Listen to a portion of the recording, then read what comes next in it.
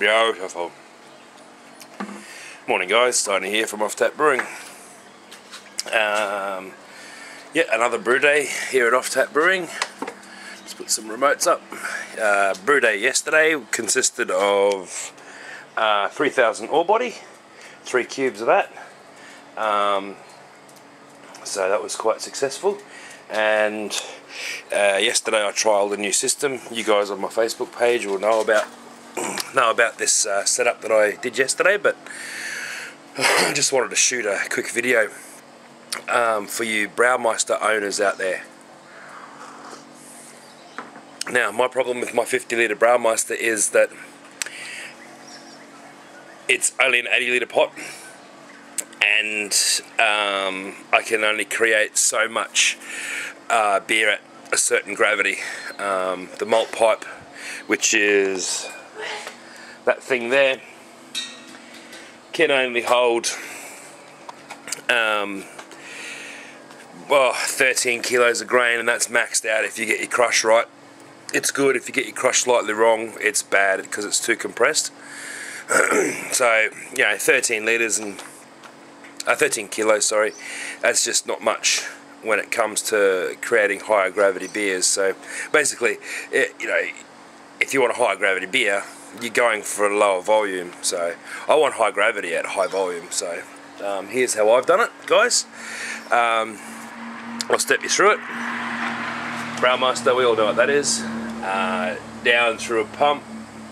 Okay, and then I pump that water over here into my, this is a 40 litre esky that I've got. Okay, so you can see the water in there. I'm just heating it up with the Brewmeister. Turn it down a bit, it's starting to fill up in here. Okay, I'm just heating this up with the Brewmeister, and then I'm pumping it back into the Brewmeister. So basically 5 kilos of grain goes in here, which makes it very sloppy, very good, and 10 kilos goes in the Brewmeister, which allows me to create, well, at this stage I'm just creating a 1045 to 1050 style beer, but I'm maxing out the volume, I'm maxing out the pot. I mean, I'm getting full volume, it's boiling off, I'm stopping the boil once it's sort of that far from the top, so I'm getting, you know, 75 litre boil, filling my cubes and leaving the tube behind. So you know, it works very efficiently, and obviously you can hook this up to a bigger system. The only problem is you don't want to oversaturate the liquid that you have in there. So obviously the more grain you put in your esky, the more liquid you want running through this system. You want to keep the Brewmeister running how it runs, but you want to just go a little bit more on the liquid. You can always boil off if you miss your targets. I still sparge. I've still got my HLT heating up for sparge this morning. Probably don't need it on this early, but I like to just have it ready, 80 degrees. And then what I do when the Brewmeister hits its sparge and goes through that in 10 minutes, I lift up the Brewmeister with my hoist up there, wherever, I'm not there, lift up with the hoist, and then I pour my sparge water straight into this esky, which I rinse the original grain, and then pump the sparge water up into the malt pipe, which sparges the malt pipe. So yesterday it worked very, very well. Yesterday I didn't have to sparge with that much water at all. Yeah, with that extra 3 kilos of grain in there, it definitely helped my targets and my volume. So hops adjusted, all that sort of stuff for that little bit of extra liquid, and yeah, it's all good. Here it goes, guys. Just put the malt in and press start. You can see how that's all creamy and white.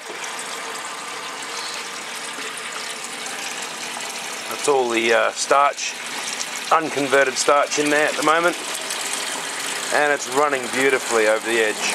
Obviously it's on a tilt, So it's all running to one side, but that doesn't matter. What we're looking for here is swirlies continuing, pockets of bubbles.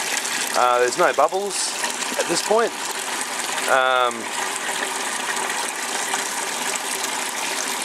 Yeah, it looks like a good even sort of flow on that mash, on the grist. So there's no malt fountains. What can happen, guys, if it's too finely crushed in these, it can compact, and the water pressure built up from the pumping system in the bottom of the Brewmaster can channel the way through, so it can find the easiest way through, and which will create a fountain, a spurt of liquid coming out. So I've had one of those in the past. My crush was a bit too fine.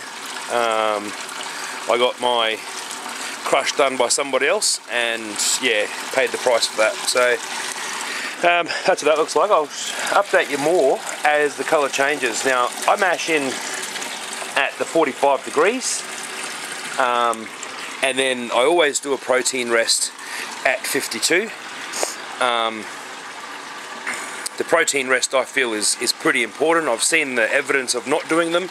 I did try and shorten my back-to-back brew days by not doing a protein rest, and I won't do that again. The results that I got from not doing it and to doing it were a lot different. So yeah, we don't hold back on the protein rest anymore.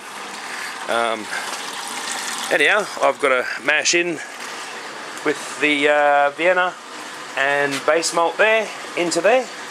So you can see the cloudies come through here already, so it's pumping through all that sort of stuff. So let's get some grain in there. The only problem with this system, and I'm looking into some flow meters. I've found some that I want, but I'm going to have to build a board. So if I'm going to build a board, I'm going to need some PIDs and all that sort of stuff to go in it, and just have it like, you know, proper board with proper flow meters in there. But that's way in the future, guys. Way. At the moment, it's just come out and check, and you turn them down that low, so you know. I didn't overflow it yesterday on the trial run of this, so see how it goes. Let's go mash it in. See if I can show you this. I'm going to show you the mash in, guys.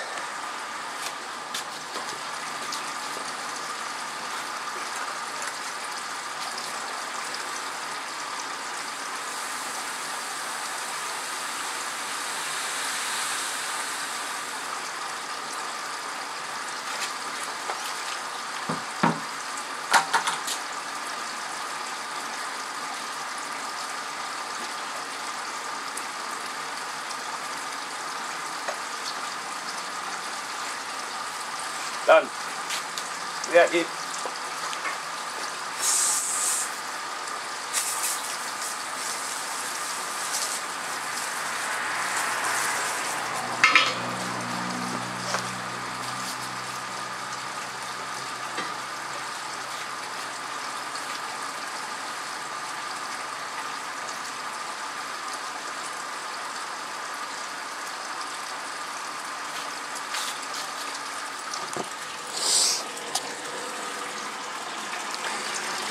Done. So now it's all about just maintaining the liquid levels. That will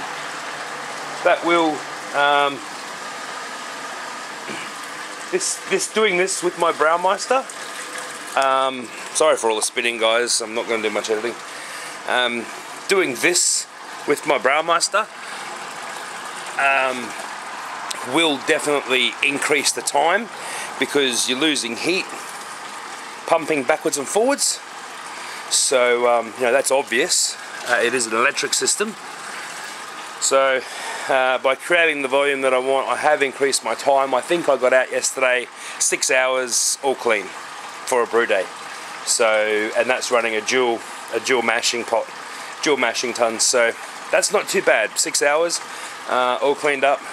I think you know, a back-to-back brew day could push out to 12 hours. But if you're smart, did things right, cleaned as you go, that sort of stuff, well then, you know, you could cut that down a little. But you know, a 12-hour brew day to create 6 cubes of beer, which you know, puts beer in my gut and pennies in my pocket. Right, I'll get back. I'll hit you back up when we're noticing some changes in the from the milky to the clear. Right, you can see the colour change there, guys. Still a little bit cloudy, but that's cleaned up a lot. Absolute heat, it's almost opaque since the protein rest, and we're not at mashing temperature yet. We're a degree away from mashing temperature. I don't know if you can actually see that. So that's our actual temperature, and that's our set temperature. So we just got to get 1 more degree, and that starts mashing. And that's why I do the protein rest right there. Otherwise that doesn't start clearing up for a long time. So we got stuff going on in there. We've got our liquids sort of evened. I went away to get some breakfast before and had a little bit of an overflow. So we cleaned up that and fixed up what we're doing. And look who I found.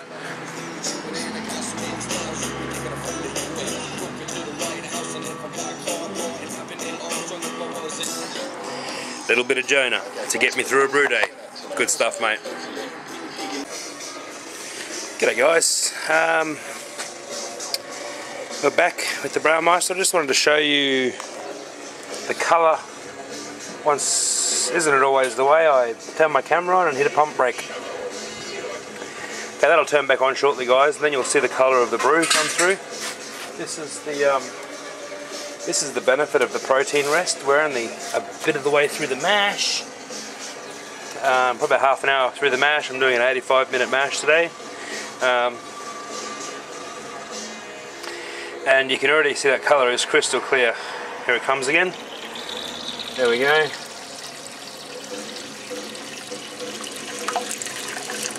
There it goes. Beautiful, beautiful colour. Clearing up nicely. We've got, we're about halfway through the mash, and we're mashing it at 63 degrees today. So that protein rest really helps to soften that stuff up and get those starches running and all that sort of stuff. Alright guys, we're still here with Jona. He's playing some funky music. Jona doing the robot. Some people in the chat there. It works out well for the timing because, you know, Harry Brew casts yesterday, he's casting today, I've got company on my brew day. So, yeah, no, it works out really well. Okay guys, some of you out there might have heard of the iodine test. I'm about to test my wort, just to make sure that conversion has finished. I'm actually 13 minutes to go in my mash, but I will run the conversion test just to see if it happens. So basically what I've got is betadine, which is some other stuff, and iodine mixed in. So the idea is iodine reacts with starch and turns black. So I'll get that ready and show you how we do it. Alright, what I've got here is a small sample of the wort. You can see it's a lovely golden colour. That's exactly what I was going for today. So what I'm going to do now, my iodine comes in little poo jars. It's hey, a sample of poo for your doctor. So little poo jars, which works out really well. And I'm just going to apply a couple of drops. Now I've only got one set of hands, so I'll do that down here.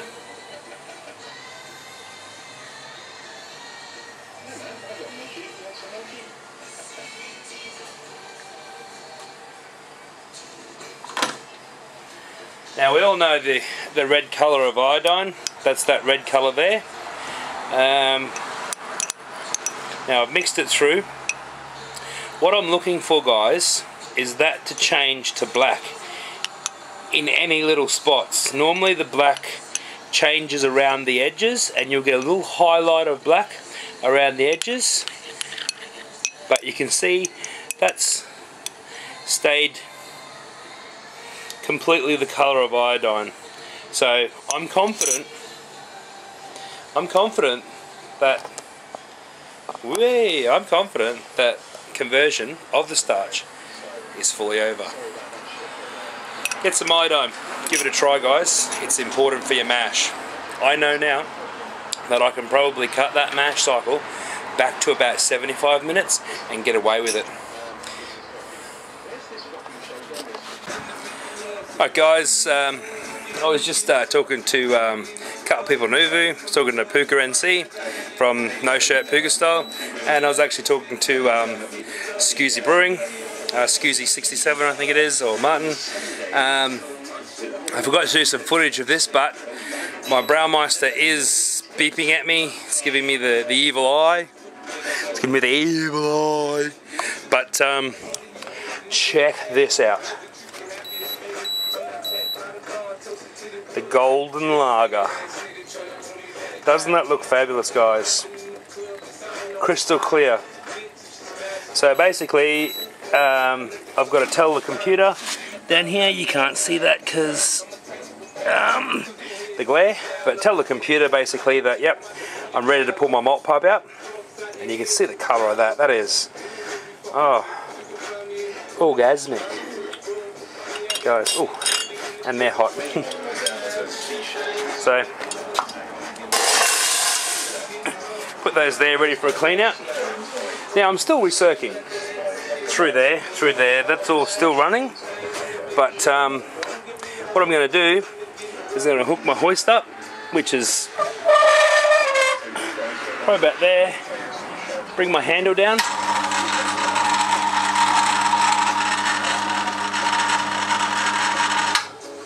Okay, my handle's down. Now, what I'm looking for is to center that hook over that rod. So you can see that there. Center that over that. So I've got a nice even pull out. Yep, that looks pretty good. That looks pretty damn good. So we hook that on. Put you down because I need 2 hands. Okay, so we hook that on gently, just pull it out a little bit at a time, pull the malt pipe up. Okay, I think this hoist cost me $80 delivered from Fleabay. So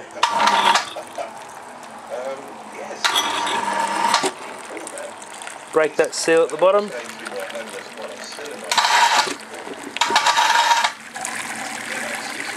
And there we go. So what I'm going to do, I'm going to put that up in there. I got it on me. I need a clamp, guys. So what I'm going to do is basically I'm going to put that up there until it start ramping up some temperature and start sparging a little. And then I've got my HLT hooked up here. That in there, we are good to go. Okay, so that pump there is now turned off, so I'll shut it down.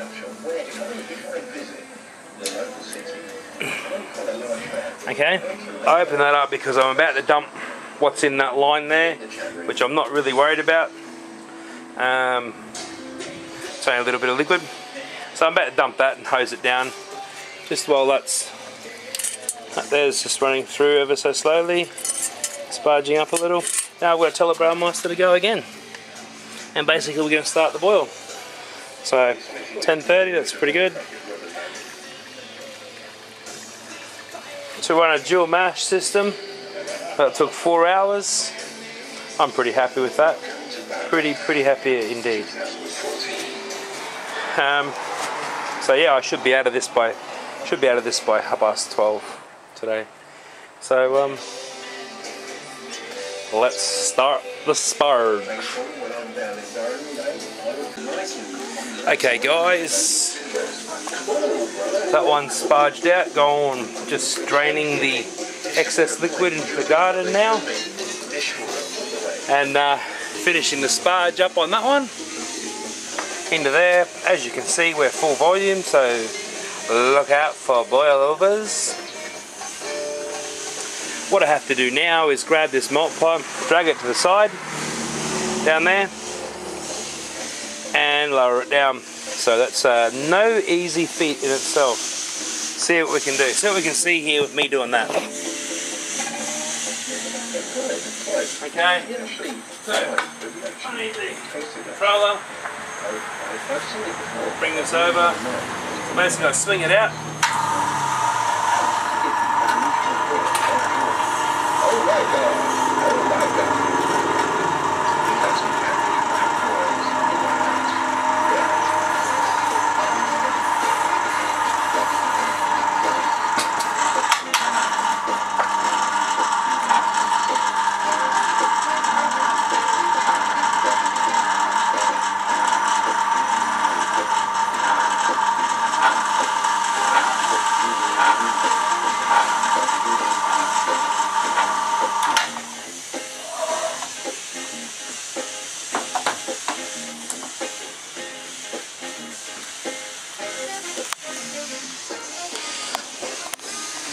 And that's sitting there ready for the missus to come and do her thing.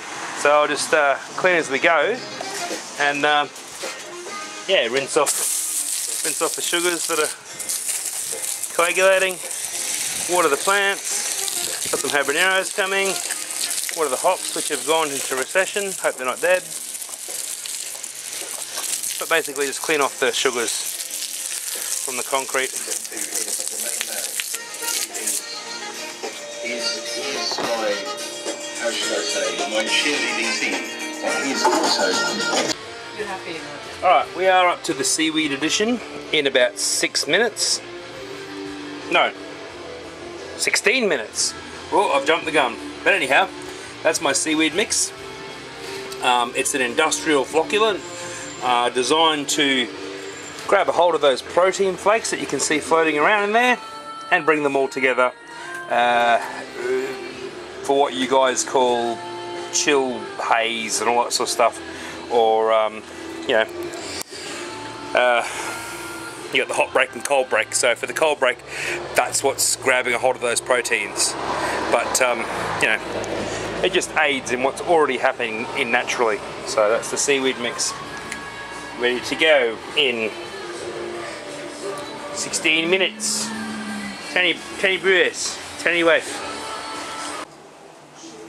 I don't know if you can see there, but with the copper flock added, there's a lot more bigger pieces of the proteins floating around, and that's what we want. We just want them to join together. We can add all that into our brew. They'll stay joined. That's how this stuff works. It's like glue. See that big one there? Over there?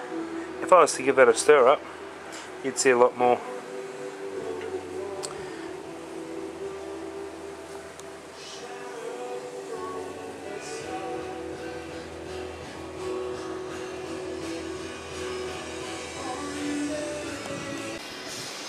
So we've got Mrs.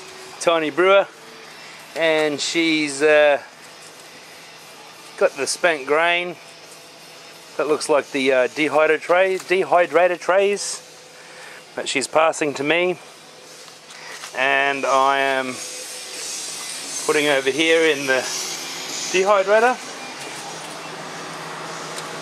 obviously to dry them out. So hopefully we can get a bit done in that. I've got some habs in the top, some habaneros in the top, going to be drying out, and the rest is going to be all grain. So what's your plan for this grain? Dry it out and make spent grain flour with it, and then give bread a go making from spent grain flour. Spent grain only? Yeah, dog treats and pretty much anything I use flour for. I'm going to try and use spent grain flour. Awesome stuff. See how it goes. Tiny better buy you an oven. Yeah. Yeah. Hey, Tiny's doing 12-hour days. Not a bad effort for this weekend, fellas. 3, 6 cubes. All my stuff clean. Clean, clean, clean, clean, clean, clean, clean. Look at that, it's beer o'clock. Sweet as, guys. Thanks for sticking around for this video. Thanks for all your comments, all your love, all the likes, all the kind words. And yeah, if you've got any questions about what I'm doing here, please feel free to you know, PM me or hit me up on Facebook. I'm Tiny Brewer on Facebook, and I have a Facebook page which is Facebook.com/OT Brewing, where I post stuff and things, photos and stuff and things. Alright guys, you have a great day, hey, and remember, beer makes you smarter.